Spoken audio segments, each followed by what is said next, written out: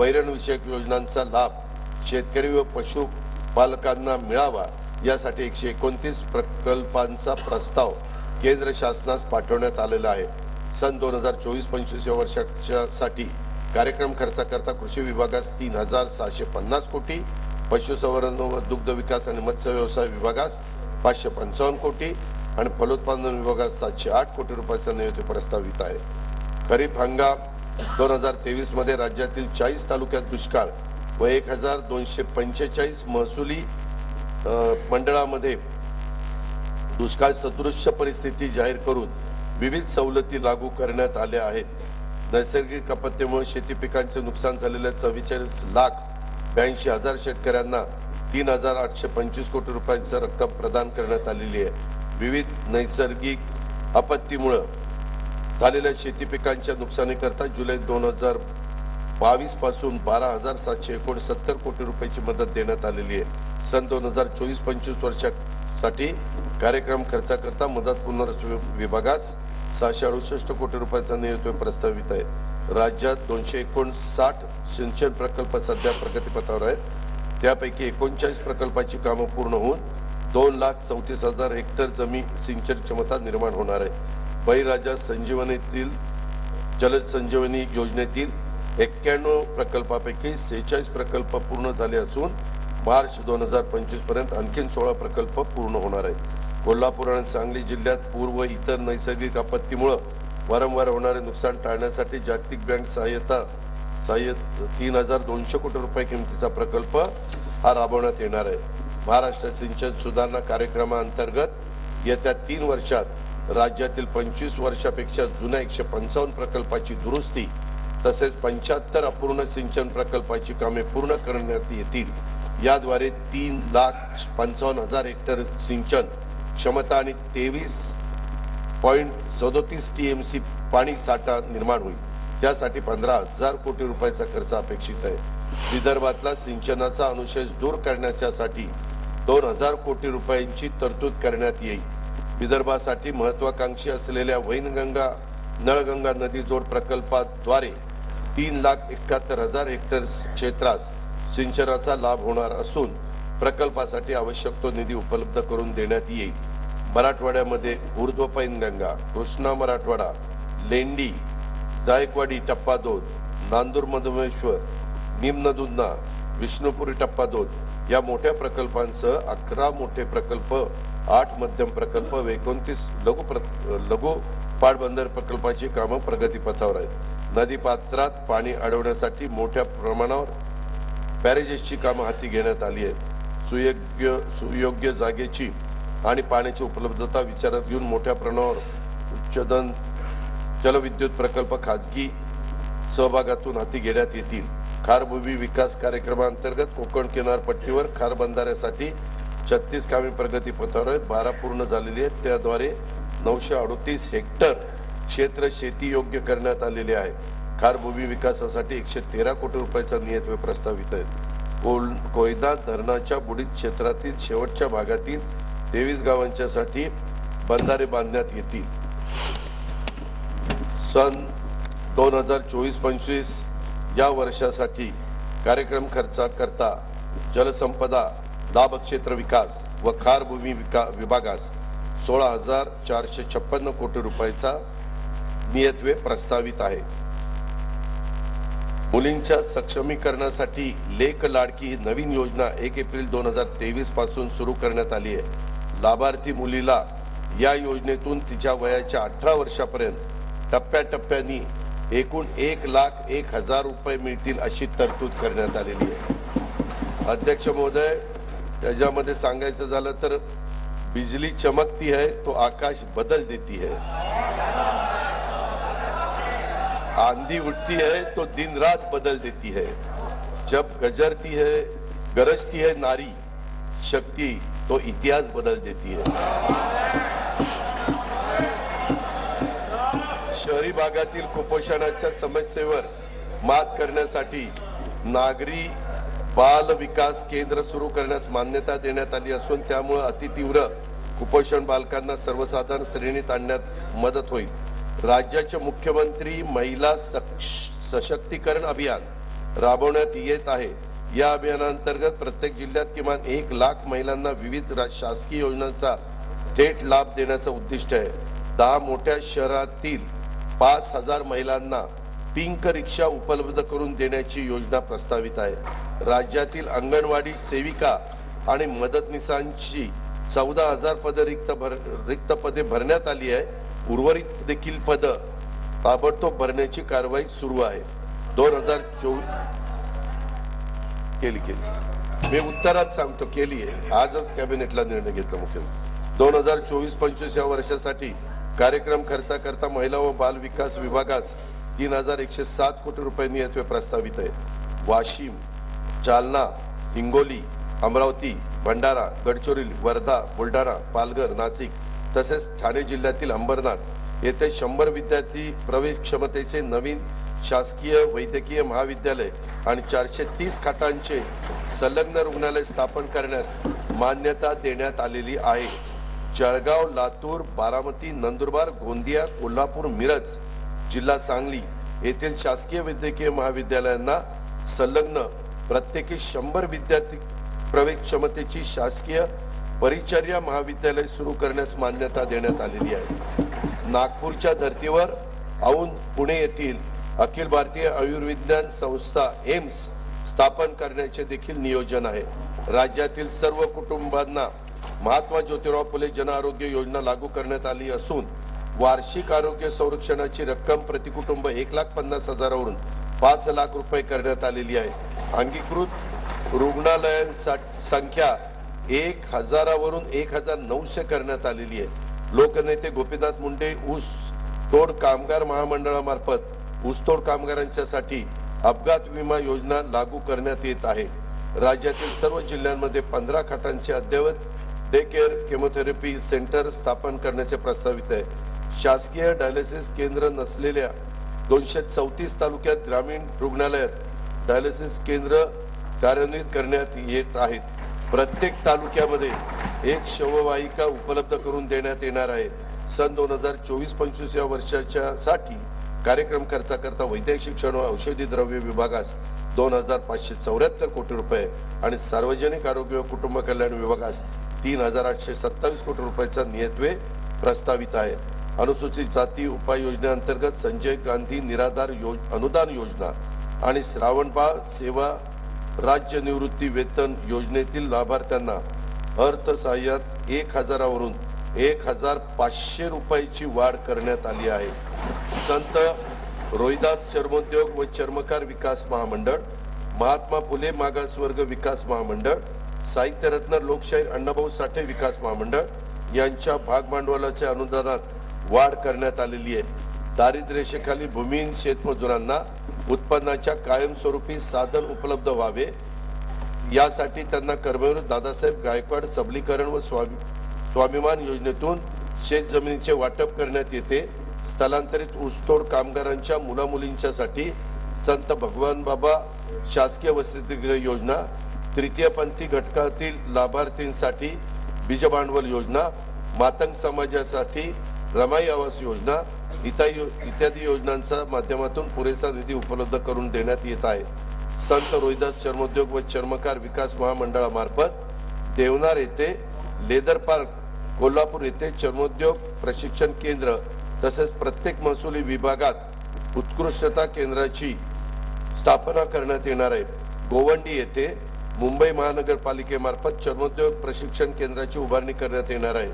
Doctor Babasaheb Ambedkar संशोधन व प्रशिक्षण संस्था बार्टी या संस्थेच्या धर्तीवर मातंग समाजासाठी अण्णाभाऊ साठे संशोधन प्रशिक्षण संस्था आरटी स्थापन करण्यात येणार आहे।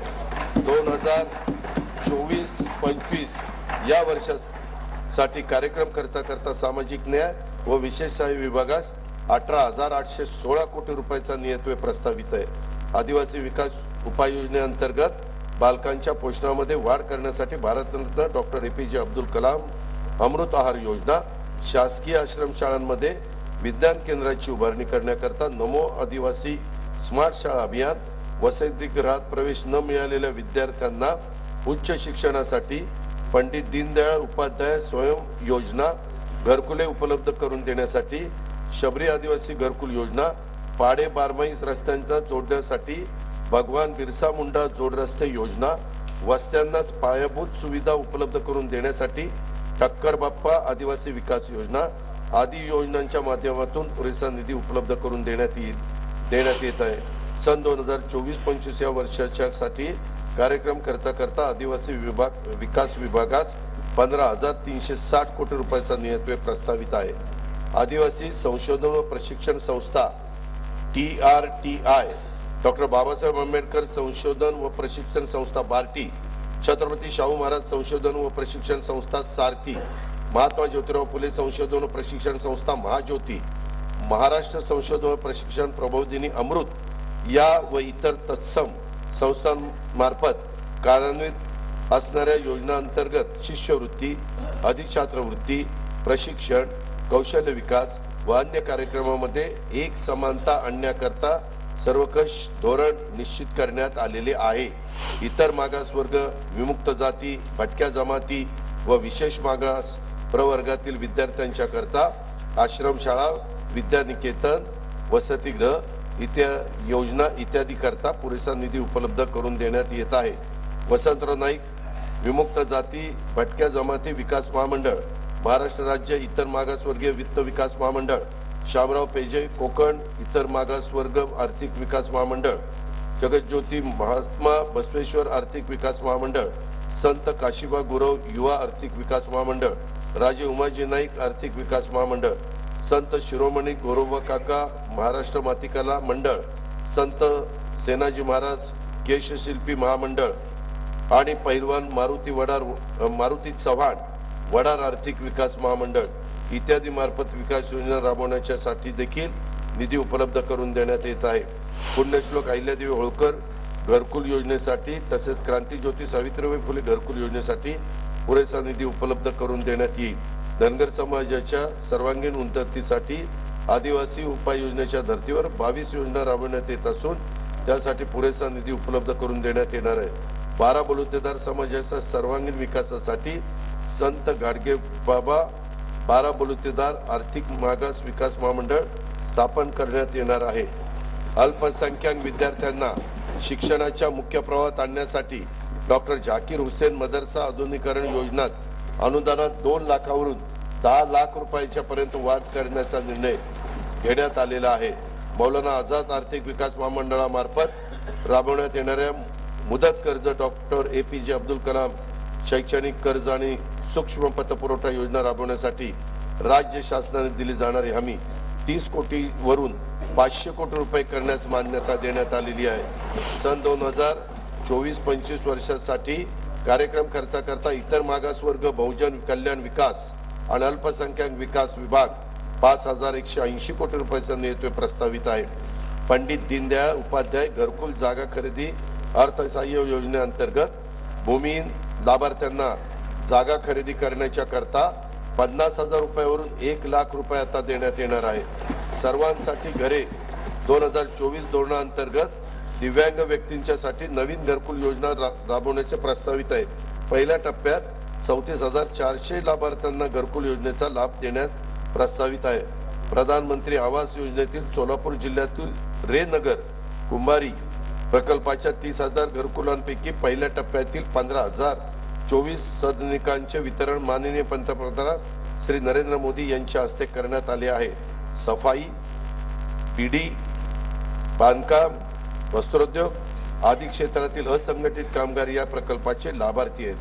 ऑटो रिक्षा, टॅक्सी, प्रवासी तथा व्यावसायिक वाहन चालक, क्लीनर, डबेवाले, विडी कामगार, हमाल, घरेलू महिला कामगार, मच्छीमार, घरोघरी वृत्तपत्र वाटणारे तसेच पशुसंवर्धन, यंत्रमाग, हातमाग, आरोग्य इत्यादी क्षेत्रातील कामगारांना विविध कल्याणकारी योजनांचा लाभ व्हावा यासाठी असंघटित कामगार कल्याण महामंडळ स्थापन करण्यात आलेले आहे। गुढीपाडवा तसेच डॉक्टर बाबासाहेब आंबेडकर जयंती निमित्त राज्यातील 1,58,95,867 कुटुंबांना आनंदाचा सिधा वाटप करण्यात आला आहे। श्रीराम प्राण प्रतिष्ठा 16 आणि छत्रपती शिवाजी महाराज जयंती निमित्त आनंदाचा शिधा वितरित करण्यात येत आहे. सन 2024-25 वर्षाकरता कार्यक्रम खर्चाकरता गृहनिर्माण विभागास 1347 कोटी रुपये, दिव्यांग कल्याण विभागास 1526 कोटी रुपये, कामगार विभागास 171 कोटी रुपये आणि अन्न नागरी पुरवठा व ग्राहक संरक्षण विभागास 526 कोटी रुपयाचा नियतव्यय प्रस्तावित आहे. खेळाडूंची आंतरराष्ट्रीय स्पर्धांमधील कामगिरी उंचावण्यासाठी मिशन लक्ष्य वेध योजनेअंतर्गत राज्य स्तरावर उच्च कामगिरी केंद्र, विभागीय स्तरावर क्रीडा उत्कृष्टता केंद्र आणि जिल्हा स्तरावर क्रीडा प्रतिभा विकास केंद्र अशी प्रशिक्षणाची त्रिस्तरीय यंत्रणा उभारण्यात येणार आहे. आशियाई क्रीडा स्पर्धेत पदक मिळवणाऱ्या महाराष्ट्रातील खेळाडूंना पारितोषिक रकमेमध्ये 10 पट वाढ करण्यात आलेली आहे. सुवर्ण पदकासाठी 1 कोटी रुपये, रौप्य पदकासाठी 75 लाख रुपये आणि कांस्य पदकासाठी 50 लाख रुपयाची पारितोषिके देण्यात येत आहे. नागपूर येथील विभागीय क्रीडा संकुलात आंतरराष्ट्रीय दर्जाच्या क्रीडा व अनुषंगिक सुविधांचा समावेश करण्यात येणार आहे. त्याला राज्य क्रीडा संकुलाचा दर्जा देण्यात आला आहे. सन 2024-25 वर्षासाठी कार्यक्रम खर्चाकरता क्रीडा विभागास 537 कोटी रुपयाचा नियतव्यय प्रस्तावित आहे. शासनाने संशोधन, आरोग्य, कृषी विकास, कौशल्य विकास आणि हवामान या क्षेत्रामध्ये गुगल, इन्फोसिस, नॅस्कॉम, बर्मिंगहॅम विद्यापीठ, ब्रिटिश काउन्सिल, युनिसेफ अशा नामांकित संस्थांशी सामंजस्य करार केलेला आहे. महाराष्ट्र ड्रोन मिशन राबवण्याची मान्यता देण्यात आलेली आहे. सध्या 13 ठिकाणी जिल्हास्तरीय आणि 6 ठिकाणी विभागीय ड्रोन केंद्र स्थापन करण्यात येणार आहेत. या प्रकल्पाच्या पहिल्या 5 वर्षाच्या अंमलबजावणीसाठी 238 कोटी 63 लाख रुपये अंदाजित खर्चास मान्यता देण्यात आलेली आहे. मुंबई वरळी येथे आधुनिक प्रशिक्षण व कौशल्य विकास भवन हे उभारण्यात येईल. सन 2024-25 या वर्षाच्या साठी कार्यक्रम खर्चाकरता उच्च व तंत्र शिक्षण विभागास 2098 कोटी रुपये आणि शालेय शिक्षण विभागास 2959 कोटी रुपये नियतव्यय प्रस्तावित आहे. व्यावसायिक शिक्षण, नाविन्यता, कौशल्य वृद्धी विषयक योजनांची अंमलबजावणी तसेच गुणवत्तापूर्ण पायाभूत सुविधा आणि कार्यप्रणालीच्या बळकटीकरणासाठी जागतिक बँक सहाय्यित मानवी विकासासाठी उपयोजित ज्ञान आणि कौशल्य विकास दक्ष या 2307 कोटी रुपयांच्या प्रकल्पास शासनाने मंजुरी दिलेली आहे.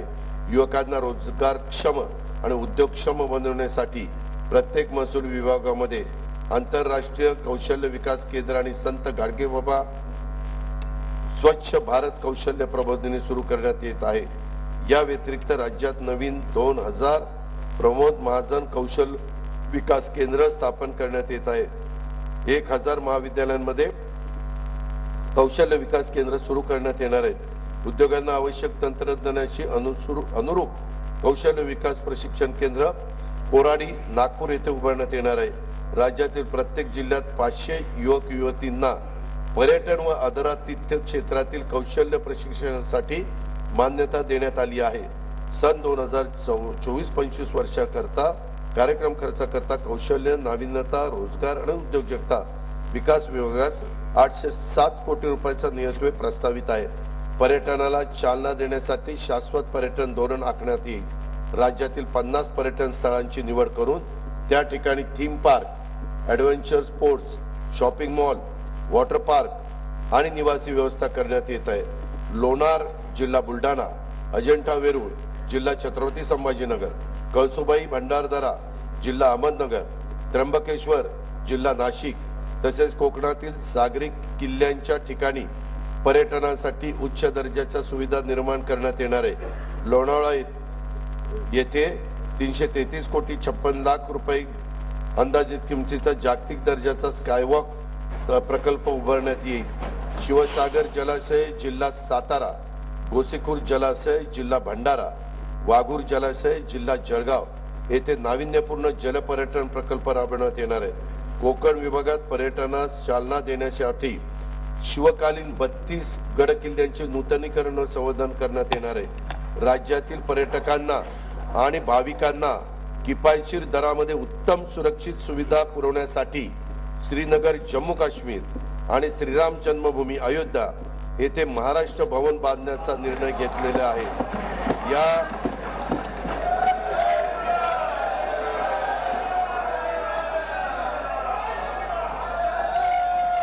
या दोन्ही ठिकाणी राज्य शासनाने अतिशय मोक्याच्या जागा उपलब्ध करून घेतलेल्या आहेत।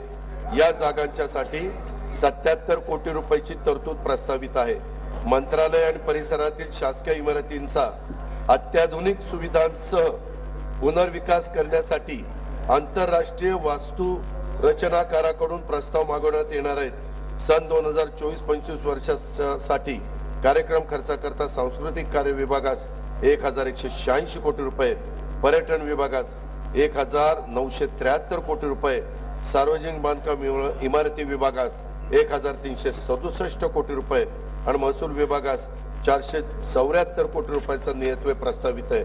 राज्यात नवीन 10 अतिरिक्त कुटुंब न्यायालय, 5 जिल्हा अतिरिक्त सत्र न्यायालय, 5 दिवाणी न्यायालय आणि 2 ग्राम न्यायालय स्थापन करण्यास मान्यता देण्यात आलेली आहे। पोलीस शिपायांच्या 18,331 रिक्त पदावर भरती करण्यात आली असून आणखी 17,471 रिक्त पदे भरण्याची कार्यवाही सुरू आहे। राज्य शासनामार्फत सायबर सुरक्षा प्रकल्प राबवण्यास मान्यता देण्यात आली असून त्याची अंदाजित किंमत 837 कोटी 86 लाख रुपये। सन 2024-25 या वर्षासाठी कार्यक्रम खर्चाकरता विधी व न्याय विभागास 759 कोटी रुपये, गृह पोलीस विभागास 2237 कोटी रुपये आणि उत्पादन शुल्क विभागास 153 कोटी रुपयाचा नियतव्यय प्रस्तावित आहे। राज्याचा स्वतःच्या कर महसुलात वस्तू व सेवा कर विभागाचा वाटा 65%। या विभागाची पुनर्रचना आवश्यक असून ती तातडीने करण्यात येईल। विभागाच्या अत्याधुनिक सुविधायुक्त कर प्रशिक्षण अकादमी स्थापन करण्यात येईल। वस्तू व सेवा कर भवन वडाळा मुंबई येथील बांधकाम प्रगतीपथावर आहे। स्वातंत्र्य सैनिकांचे निवृत्ती वेतन प्रतिमाह 10,000 रुपयावरून दुप्पट म्हणजेच 20,000 रुपये करण्यात आलेले आहे। सन 2024-25 या वर्षासाठी कार्यक्रम खर्चाकरता वित्त विभागास 208 कोटी रुपयाचा नियतव्यय प्रस्तावित आहे। स्वराज्य रक्षक छत्रपती संभाजी महाराजांचे बलिदान स्थळ मौजे तुळापूर तालुका हवेली व समाधी स्थळ वडू बुद्रुक तालुका शिरूर जिल्हा पुणे येथील स्मारकाला 350 कोटी रुपये किमतीच्या विकास आराखड्यास मान्यता देण्यात आली असून त्याचं काम सुरू झालेलं आहे। देशातील 12 ज्योतिर्लिंगापैकी एक असलेले औंढा नागनाथ जिल्हा हिंगोली, 3.5 शक्तिपीठापैकी एक असलेले श्री क्षेत्र माहूरगड जिल्हा नांदेड आणि एकविरा देवी जिल्हा पुणे या तीर्थक्षेत्र व परिसर विकासासाठी विशेष विकास प्राधिकरण स्थापन करण्याचा निर्णय घेण्यात आलेला आहे। श्री क्षेत्र सप्तशृंगीगड तालुका कळवण या तीर्थस्थळाच्यासाठी 81 कोटी 86 लाख रुपयाचा विकास आराखड्याला मान्यता देण्यात आलेली आहे। पुण्यश्लोक अहिल्यादेवी होळकर यांच्या जन्म त्रिशताब्दी वर्षानिमित्त विविध कार्यक्रम आयोजित करण्यासाठी 20 कोटी रुपयाचा निधी प्रस्तावित आहे। पुण्यश्लोक अहिल्यादेवी होळकरांची त्यांनी केलेली मंदिरं बारवांचे जतन व संवर्धन योजनेसाठी 53 कोटी रुपयाचा निधी प्रस्तावित करण्यात आलेला आहे। महात्मा फुले वाडा व क्रांतीज्योती सावित्रीबाई फुले स्मारकासाठी पुणे शहराच्या विकास योजनेत क्षेत्र आरक्षित करण्यात आलेले असून स्मारकाचा आराखडा तयार करण्याचं काम सुरू आहे। त्याकरता देखील लागेल तो निधी देण्याचे सरकारने मान्य केलेले आहे। धाराशिव जिल्ह्यात संत गोरोबा काका महाराज यांच्या स्मारकासाठी शासकीय जमीन व निधी उपलब्ध करून देण्यात येणार आहे। मौजे सदुंबरे तालुका मावळ जिल्हा पुणे येथे श्री संत जगनाडे महाराज यांच्या समाधी स्थळाच्या विकासासाठी 66 कोटी 11 लाख रुपयाच्या कामांना मान्यता देण्यात आलेली आहे। साने गुरुजींची कर्मभूमी असलेल्या अंमळनेर जिल्हा जळगाव येथे त्यांच्या कार्याला साजेचे स्मारक उभारण्यात येईल आणि त्याला देखील निधी देण्यात येणार आहे। राजगुरू नगर येथील हुतात्मा श्री शिवराम हरी राजगुरू जन्मस्थळ परिसर विकासासाठी पहिल्या टप्प्यात 102 कोटी 48 लाख रुपयांच्या आराखड्यास मान्यता दिलेली आहे। छत्रपती शिवाजी महाराजांचे विश्वासू सहकारी वीर जीवा महाला याच्या स्मारकासाठी प्रतापगडच्या पायथ्याशी जागा उपलब्ध करून त्यांचाही तिथं स्मारक करण्यात येणार आहे. होता जीवा म्हणून वाचला शिवा, माहिती का? पुणे महानगरपालिकेमार्फत संगमवाडी पुणे येथे लहुजी वस्ताद साळवे यांच्या स्मारकाचा कामाचा शुभारंभ आदेश देण्यात आलेले. 2 तारखेला माझ्या माहितीप्रमाणे त्याचं भूमिपूजन मुख्यमंत्री महोदय करणार आहेत. राजगडच्या पायथ्याशी असलेल्या मौजे पाल खुर्द तालुका वेले येथील राजमाता सईबाई स्मृती स्थळ विकास आराखड्यातील 29 कोटी 73 लाख रुपये रकमेच्या कामांना मंजुरी देण्यात आलेली आहे. इंदापूर शहरातील मालोजी राजे भोसले यांची गडी व हजरत चांद शाह वली बाबा दर्गा परिसर विकासासाठी 37 कोटी 28 लाख रुपये रकमेच्या कामांना मान्यता देण्यात आलेली आहे. सन 2024-25 वर्षासाठी कार्यक्रम खर्चाकरता नियोजन विभागास 9,193 कोटी रुपये आणि रोजगार हमी योजनेस 2,205 कोटी रुपयाचा नियतव्यय प्रस्तावित आहे. महाराष्ट्राबाहेर मराठी भाषेचे संवर्धन करणाऱ्या मराठी मंडळांना अनुदान देण्यात येईल. मराठी मंडळाच्या इमारती वास्तू व स्मारकासाठी संवर्धनासाठी आवश्यक निधी उपलब्ध करून दिला जाईल. गोवा व दिल्ली प्रमाणेच बेळगाव कर्नाटक येथे मराठी भाषा उपकेंद्र स्थापन केले जाईल. त्याकरता देखील आवश्यक तो निधी उपलब्ध करून दिला जाईल. रिद्धपूर जिल्हा अमरावती येथे मराठी भाषा विद्यापीठ स्थापन करण्यास मान्यता देण्यात आलेली आहे. मंगेश पाडगावकर कवितेचे गाव हा उपक्रम वेंगुर्ला जिल्ह्यात सिंधुदुर्ग येथे राबवण्यात येणार असून मराठी भाषेला अभिजात भाषेचा दर्जा प्राप्त करून घेण्यासाठी विशेष प्रयत्न केले जात आहेत. मुंबईतील गिरगाव येथे मराठी भाषा भवनाचे काम कालबद्ध पद्धतीनं पूर्ण करण्यात येणार आहे. सन 2024-25 या वर्षासाठी कार्यक्रम खर्चाकरता माहिती तंत्रज्ञान विभागास 920 कोटी रुपये, माहिती व जनसंपर्क विभाग विधानमंडळ सचिवालय प्रत्येकी 547 कोटी व मराठी भाषा विभागास 71 कोटी रुपयाचा नियतव्यय प्रस्तावित आहे. जिल्हा सन 2024-25 मध्ये जिल्हा वार्षिक योजनेअंतर्गत 18,165 कोटी रुपयाचा नियतव्यय प्रस्तावित करण्यात आलेला आहे आणि हा नियतव्यय मागील वर्षाच्या तुलनेत 20% अधिक दिलेला आहे. वार्षिक योजना 2024-25 कार्यक्रम खर्चासाठी 1,92,000 कोटी रुपयाचा नियतव्यय प्रस्तावित करण्यात आला आहे. त्यामध्ये अनुसूचित जाती उपाययोजनेच्या 15,893 कोटी रुपये आणि आदिवासी विकास उपाययोजनेच्या 15,360 कोटी रुपयाचा नियतव्यय प्रस्तावित आहे. 2024-25 मध्ये एकूण खर्चासाठी 6,522 कोटी रुपयांची तरतूद प्रस्तावित आहे. महसुली जमा 4,98,758 कोटी रुपये, महसुली खर्च 5,08,492 कोटी रुपये प्रस्तावित आहे. परिणामी 9,734 कोटी रुपयाचा महसुली तूट अपेक्षित त्या ठिकाणी आहे. राज्यातील राजकोषीय तूट आणि महसुली तूट, राज्यकोषीय उत्तरदायित्व